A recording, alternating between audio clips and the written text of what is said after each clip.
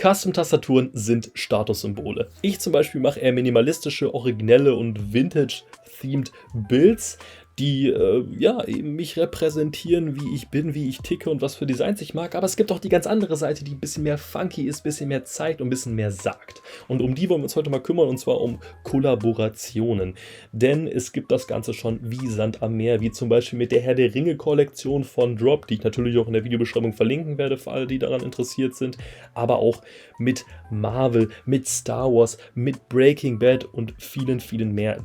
Zugleich gibt es natürlich auch noch Anime-themed Sets, denn die Community ist sehr, ich sag mal, durchzogen auch von diesem Thema. Es gibt da ganz viele Sachen. GMK Darling beispielsweise ist einer der bekanntesten Beispiele dafür.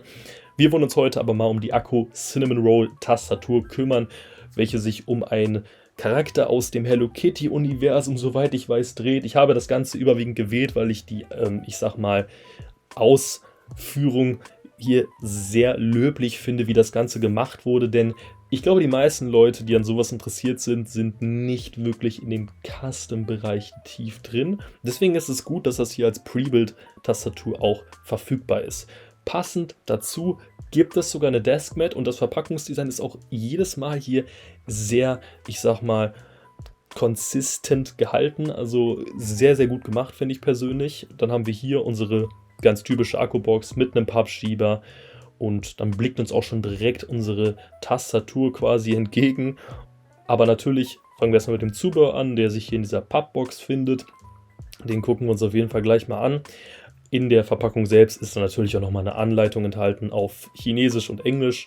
Finde ich immer ein bisschen schade, dass sie die nicht noch in Deutsch dazu packen, wenn sie schon auf dem deutschen Markt vertreiben. Und natürlich noch unser USB-Dongle. Denn ja, diese Tastatur kann man auch in dem deutschen Akku-Shop kaufen. Das heißt, es wird dann aus Deutschland verschickt.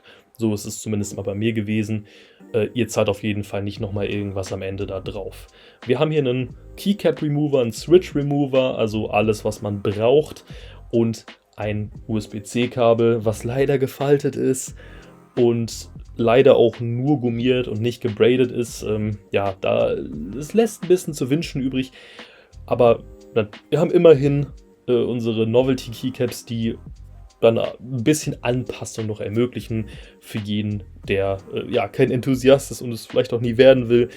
Wir haben hier unseren USB-Dongle. Tatsächlich hat die Wireless Connection bei mir diesmal nicht so gut funktioniert. Verstehe ich nicht wieso, weil ich hatte bisher immer sehr gute Erfahrungen damit. Und was die Tastatur angeht, sie ist halt akkutypisch gehalten. Also sehr gute Verarbeitung für eine Pre-Build-Tastatur. Wir haben hier auch unseren Dust-Cover dabei.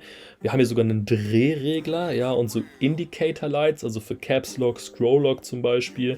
Unten ist unser Knopf für die verschiedenen Modi. Ich habe jetzt mal den Wireless-Modi reingehauen, den konnte ich aber letztendlich nicht nutzen, leider.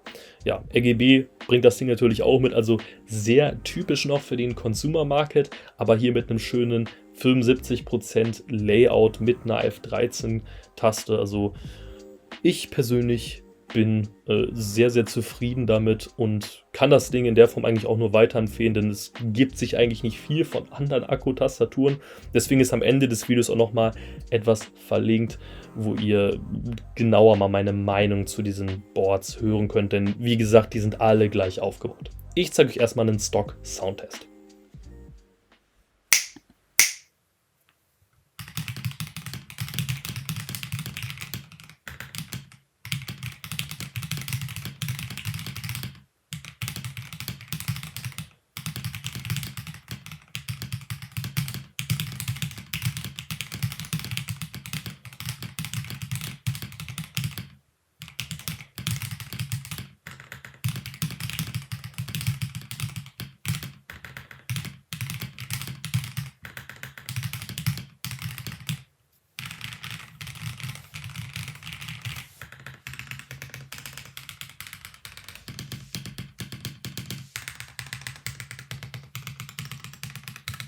Zufriedenstellender Stockklang und wird jeden normalen Nutzer definitiv happy machen.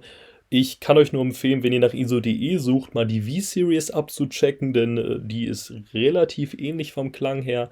Auf jeden Fall auch sehr empfehlenswert.